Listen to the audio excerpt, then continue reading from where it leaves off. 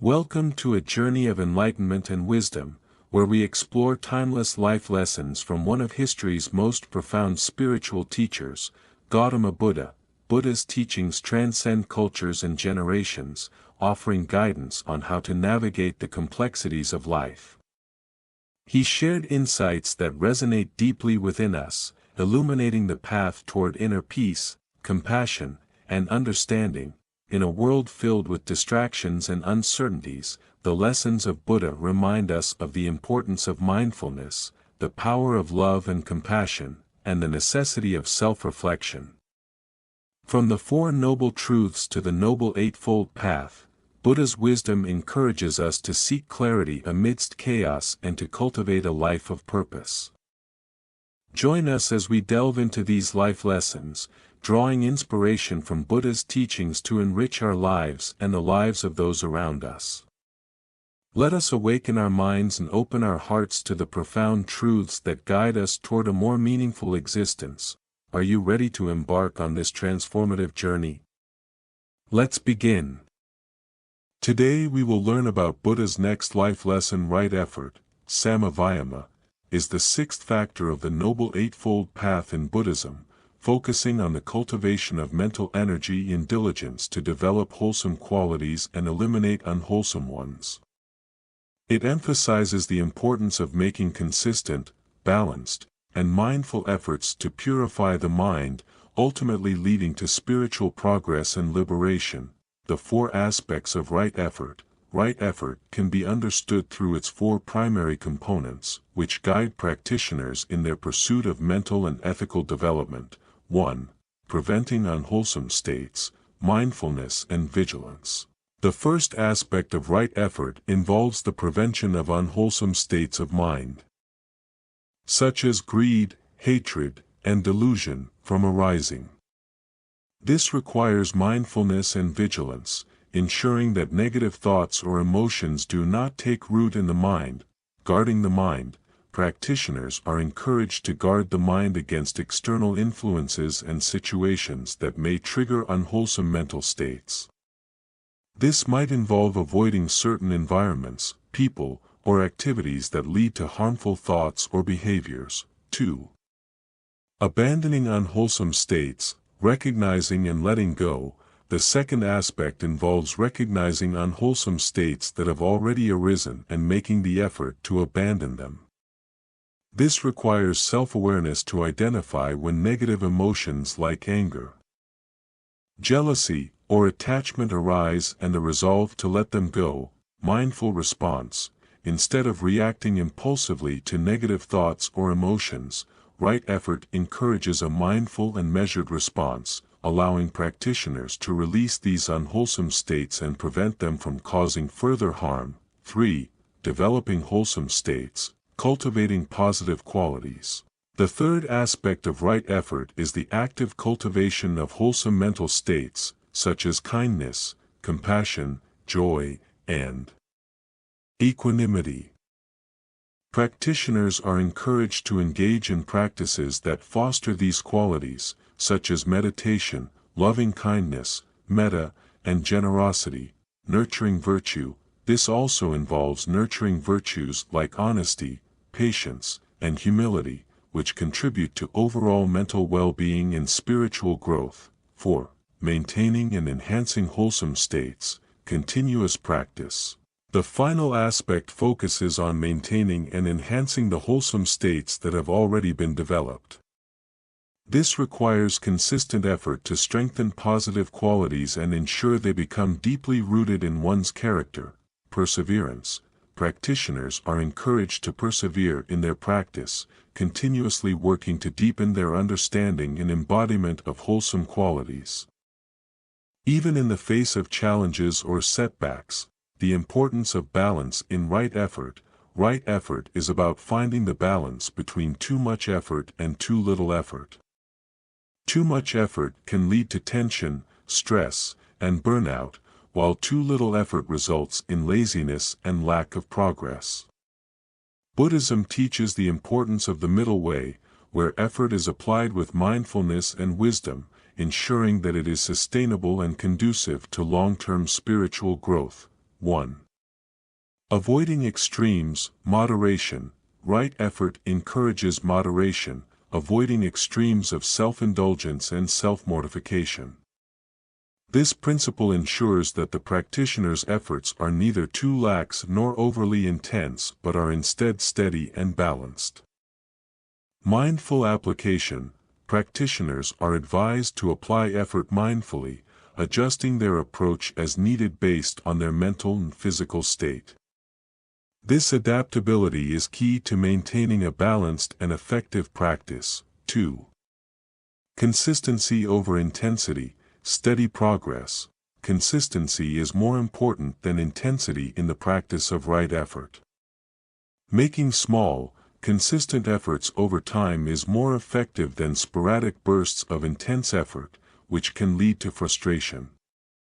Patience and persistence. Spiritual growth is a gradual process, and right effort involves the patience and persistence to continue practicing even when progress seems slow or obstacles arise. The role of right effort in the Noble Eightfold Path. Right effort plays a central role in the Noble Eightfold Path, as it supports and enhances the other factors, right view and right intention. Right effort is guided by right view and right intention, as it is the understanding of the Four Noble Truths and the intention to act ethically and mindfully that motivates the practitioner's efforts. Right mindfulness and right concentration. Right effort is closely linked with right mindfulness and right concentration, as it involves the cultivation of awareness and focus necessary for deepening meditation practice and achieving mental clarity. Right speech, right action, and right livelihood. Right effort also supports right speech, right action, and right livelihood by encouraging the development and maintenance of ethical conduct in daily life. Practical applications of right effort. 1. Daily mindfulness practice, regular meditation. Incorporating regular meditation into daily life helps develop and maintain wholesome mental states. Practices like mindfulness meditation, loving-kindness meditation, and breathing exercises can strengthen positive qualities and reduce negative ones. Mindful living, applying mindfulness in everyday activities, such as eating, walking, and working, allows practitioners to stay aware of their thoughts, emotions, and actions, preventing unwholesome states from arising. 2. Ethical living, mindful choices. Right effort involves making mindful choices in all areas of life, from the foods we eat to the way we interact with others. By choosing actions that align with ethical principles, practitioners cultivate and maintain wholesome states. Compassionate actions. Engaging in acts of kindness, generosity, and compassion helps to develop and strengthen wholesome qualities, contributing to personal and collective well-being. 3. Overcoming negative habits, awareness of triggers. Recognizing the triggers that lead to negative habits or unwholesome states is the first step in overcoming them. By being aware of these triggers, practitioners can make conscious efforts to avoid or respond to them differently. Developing positive habits, replacing negative habits with positive ones, such as practicing gratitude instead of complaining, helps to gradually eliminate unwholesome states and reinforce wholesome ones. Challenges in practicing right effort. 1. Dealing with laziness and procrastination. Setting small goals. Laziness and procrastination can be major obstacles to right effort. To overcome these, practitioners can set small, manageable goals that allow for steady progress without feeling overwhelmed. Accountability. Seeking support from a community or teacher can provide motivation and accountability, helping practitioners stay committed to their efforts. 2. Managing stress and burnout. Self-care. Practicing right effort involves recognizing the importance of self-care and rest. By taking care of one's physical and mental well-being, practitioners ensure that their efforts are sustainable and not counterproductive. Balancing effort and rest. Alternating periods of effort with periods of rest and relaxation allows for recovery and renewal. Preventing burnout and maintaining a balanced practice. Conclusion: right effort is a fundamental aspect of the Noble Eightfold Path, emphasizing the importance of consistent, balanced, and mindful effort in the pursuit of spiritual growth. By cultivating wholesome qualities and eliminating unwholesome ones, practitioners can purify their minds, live ethically, and progress on the path to enlightenment.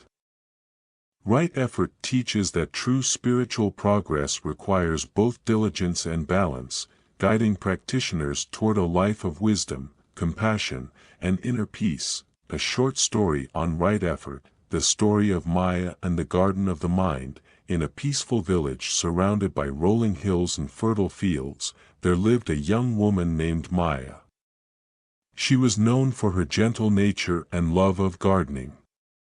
Her small garden was a haven of beauty, filled with vibrant flowers, lush vegetables, and fragrant herbs. Maya tended to her garden every day, carefully nurturing each plant and ensuring they received the right amount of sunlight, water, and care. One day, an old monk visited the village. He was wise and kind, and people often sought his advice on matters of the heart and mind. Maya, who had always admired the monk, invited him to her garden to share tea. As they sat together, the monk admired the blooming flowers and healthy plants. Maya, the monk said, "Your garden is beautiful, a testament to your dedication and effort.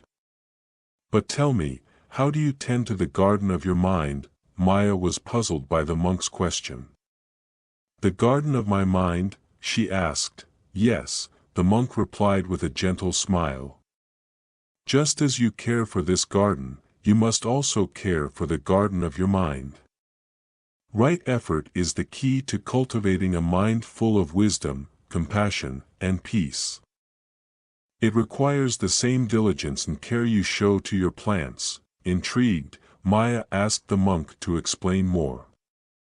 The monk continued, "In your garden, you carefully remove weeds that might choke your flowers, and you nurture the plants that bear fruit and beauty. Similarly, in your mind, you must remove the weeds of unwholesome thoughts, anger, greed, jealousy, and nurture the wholesome qualities of kindness, patience, and love." Maya listened intently as the monk described the 4 aspects of right effort. He explained how one must prevent unwholesome thoughts from arising. Abandon those that have already taken root, cultivate wholesome thoughts, and maintain these positive qualities in the mind. That evening, after the monk had left, Maya sat quietly in her garden, reflecting on his words. She realized that while she had spent years perfecting her skills as a gardener, she had not given the same attention to her inner life. Determined to change this, she decided to apply the principles of right effort to her daily life. The next morning, Maya rose early and sat in meditation, focusing on her breath and observing her thoughts. She noticed how easily her mind wandered, sometimes to pleasant memories, but often to worries, doubts, and fears. She recognized these as the weeds the monk had spoken of, unwholesome states that needed to be carefully removed. As she continued her practice, Maya began to see the patterns in her thoughts. When anger arose, she took a deep breath and let it go, like pulling a weed from the soil. When she felt impatience, she reminded herself to be patient, just as she was with the slow-growing plants in her garden. When she felt joy or love, she savored these moments, nurturing them like the delicate flowers that needed careful attention to thrive. Over time, Maya's mind became more like her garden, vibrant, peaceful, and full of life. She found that her relationships with others improved as well. Her newfound patience allowed her to listen more deeply, and her compassion made her more understanding and kind. The villagers noticed a change in Maya. She seemed more at peace, radiating a calm energy that drew people to her. One day, the monk returned to the village and visited Maya again. As they sat in the garden, he asked, "How have you been, Maya?" With a serene smile, Maya replied, "I have been tending to the garden of my mind, just as you taught me. I pull the weeds of unwholesome thoughts and nourish the seeds of kindness and wisdom. It is not always easy, but with consistent effort, I have found greater peace and happiness." The monk nodded in approval. Right effort is a lifelong practice, Maya. Just as your garden requires daily care, so does your mind. Continue to cultivate it, and you will find that the fruits of your effort are abundant and sweet.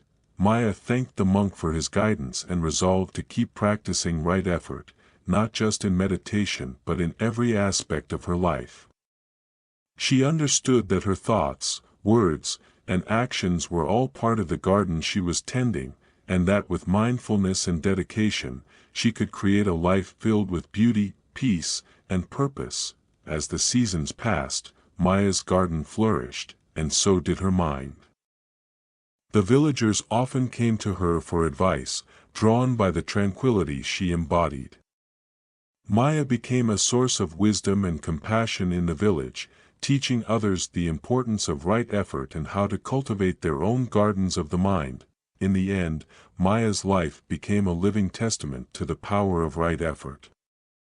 She showed that with patience, persistence, and mindful care, anyone could transform their mind and life into a garden of joy and peace. And so, the teachings of right effort spread throughout the village, helping many to find the path to inner growth and harmony. Maya's story became an inspiration for generations, reminding everyone that the true beauty of life comes not just from the flowers we see but from the efforts we make to nurture the seeds of goodness within ourselves. Thank you for joining me on this journey through the timeless wisdom of Buddha. We've explored profound life lessons that offer us a deeper understanding of suffering, the nature of our desires, and the path to true inner peace and liberation. The Four Noble Truths teach us to recognize and accept the reality of suffering, to understand its origins, and to believe in the possibility of its end. By following the Noble Eightfold Path, we can cultivate a life of mindfulness, compassion, and wisdom, leading us to profound inner transformation and lasting happiness. Remember, these teachings are not just ancient philosophies but practical guides for our everyday lives. Whether it's through right understanding, right action, or right mindfulness, each step we take on this path brings us closer to a state of balance and serenity. As we conclude, I want to extend my heartfelt gratitude to each of you for your time, attention, and openness to these teachings. Your willingness to learn and grow is the first step towards a more enlightened and peaceful existence. Thank you for being a part of this journey. If you found value in these lessons, please share them with others who might benefit. Together, we can spread the light of wisdom and compassion in our world. Until next time, may you walk your path with mindfulness and may your life be filled with peace and joy. Namaste.